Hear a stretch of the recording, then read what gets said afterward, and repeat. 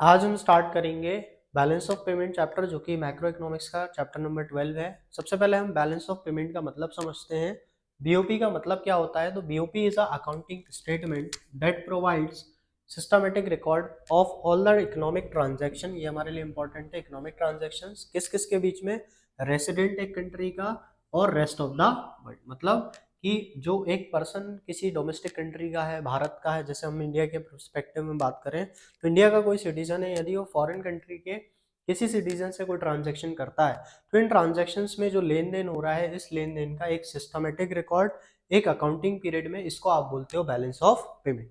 अब इसके लिए हमें पहले समझना पड़ेगा इकोनॉमिक ट्रांजैक्शन क्या होता है और रेसिडेंट। आपको जैसा पढ़ा था हमने कि रेसिडेंट का मतलब क्या होता है।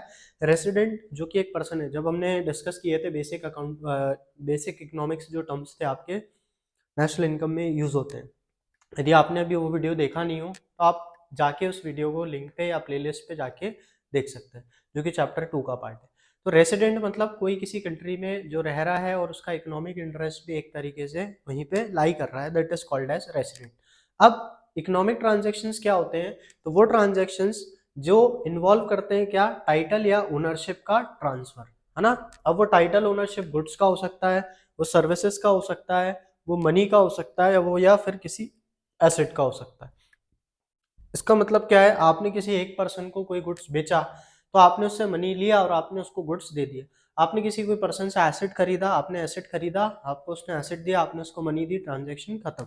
यदि आपने इसी तरीके से आपने किसी को कोई सर्विस प्रोवाइड करी और उसने आपको मनी दिया और वहां पे वो ट्रांजैक्शन खत्म। तो जो हम इकोनॉमिक ट्रांजैक्शन को कैटेगराइज करते हैं तो चार तरीके के हमारे इकोनॉमिक ट्रांजैक्शन आते हैं: विजिबल, इनविजिबल, यूनिलेटरल और कैपिटल। जब हम इनविजिबल आइटम्स की बात करते हैं तो विजिबल आइटम्स का मतलब है कोई भी फिजिकल गुड्स, मतलब जिसको हम टच कर सकते हैं, उठा सकते हैं, रख सकते हैं, हमारे ट्रांजैक्शंस होंगे वो सारे विजिबल आइटम्स के अंदर होंगे। तो इसमें हम जनरली जो ट्रांजैक्शन बीओपी में यूज करते हैं वो इंपोर्ट और एक्सपोर्ट के नाम से यूज करते हैं, कि कोई एक कंट्री किसी के से कोई गुड्स खरीद रहा है, उसको कोई पेमेंट कर रहा है तो that is called as import. कोई एक कंट्री फॉरेन कंट्री या कोई अदर कंट्री से गुड्स को बेच रहा है और उससे उससे पैसा कमा रहा है, that is called as export. तो that is called what? Export.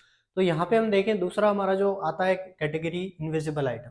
Invisible का मतलब it can not be seen और टच। तो इसमें कौन कौन सी चीजें आ जाएंगी?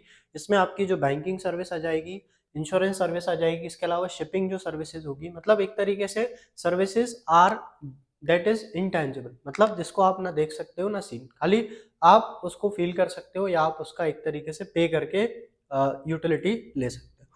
थर्ड आता है यूनिलेटरल ट्रांसफर। यूनिलेटरल ट्रांसफर का मतलब होता है जो भी वन साइडेड ट्रांसफर होते हैं, है ना। वन साइडेड का मतलब है आप कोई उसमें प्रोडक्टिव चीज यूज नहीं करते, आप उसमें कोई प्रोडक्टिव यूटिलिटी नहीं करते या आप कोई प्रोडक्शन नहीं करते, मगर फिर भी आपको कोई ना कोई पैसा मिल रहा होता है, जैसे गिफ्ट हो गया, रेमिटांसेस हो गए या वन वे ट्रांजेक्शन हो गए।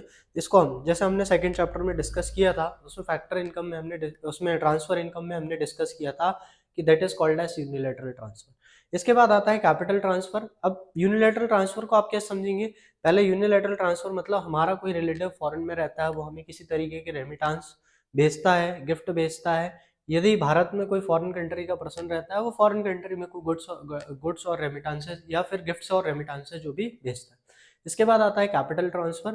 कैपिटल ट्रांसफर में आपकी जो एसेट परचेज होंगे, मतलब एक तरीके से जो फिक्स्ड एसेट होंगे, उन एसेट्स को खरीदने में, मतलब that they are called as non movable property.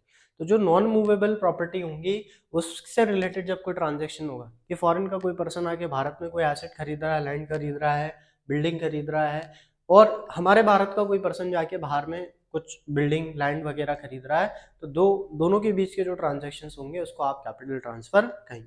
तो ये चार आपके कैटेगरी थे इकोनॉमिक ट्रांजैक्शन के, जिनमें हमें चारों को ही इंक्लूड करके बीओपी निकालना रहता है।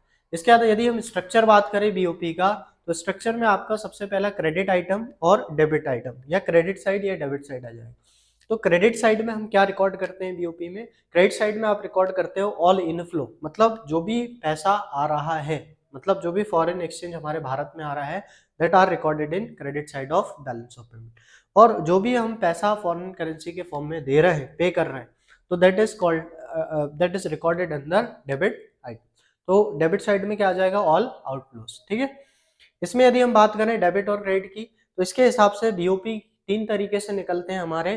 पहला होता है बैलेंस्ड बीओपी। बैलेंस्ड बीओपी कब होगा? जब हमारा इनफ्लो और आउटफ्लो तो क्या होगा, दोनों बराबर होगा, मतलब जो डेबिट आइटम है वो किसके बराबर होगा, क्रेडिट आइटम। दूसरा आता है सरप्लस बीओपी। सरप्लस बीओपी तब होगा जब हमारा क्रेडिट ज्यादा हो जाएगा और डेबिट कम हो जाएगा। क्रेडिट ज्यादा कब होगा? जब आपके इनफ्लो ज्यादा होंगे और आउटफ्लो क्या हो जाएंगे, कम हो जाएंगे। और तीसरा आता है deficit balance of payment.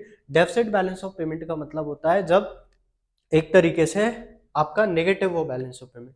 Negative तभी होगा जब आपने पेमेंट्स ज्यादा करी होंगी, मतलब आपका आउटफ्लो ज्यादा होगा और इनफ्लो कम होगा। तो ये हमारा जनरल इंट्रोडक्शन था बीओपी का, उसके स्ट्रक्चर का, और इकोनॉमिक ट्रांजैक्शन हम किसे कहते हैं। चलिए नेक्स्ट डिस्कस करते हैं हम balance of trade. Balance of trade का मतलब होता है जब हम विजिबल आइटम्स मतलब जो गुड्स होते हैं, उन गुड्स के इंपोर्ट और एक्सपोर्ट को रिकॉर्ड करते हैं, उसको हम बोलते हैं बैलेंस ऑफ ट्रेड। तो it refers to the difference between the amount of export and import of visible items. तो फॉर्मूला क्या हो जाएगा इसका, BOT is equal to export of goods minus import of goods. इसको हम किस नाम से जानते हैं, अदर नेम से, बैलेंस ऑफ विजिबल ट्रेड के नाम से भी, या ट्रेड बैलेंस के। तो आपको डायरेक्ट एक क्वेश्चन ये भी बन सकता है, what do you mean by balance of visible trade, या बैलेंस, या what do you mean by trade balance. अगला हम देखें, अगर इसमें बैलेंस की बात करें तो बीओटी कैन बी सरप्लस और deficit, it can not be equal. मतलब कोई भी एक कंट्री दूसरी कंट्री से जितने का वो ट्रांजेक्शन इंपोर्ट कर रही होगी उतने का ही एक्सपोर्ट बहुत ही रेयर होता है।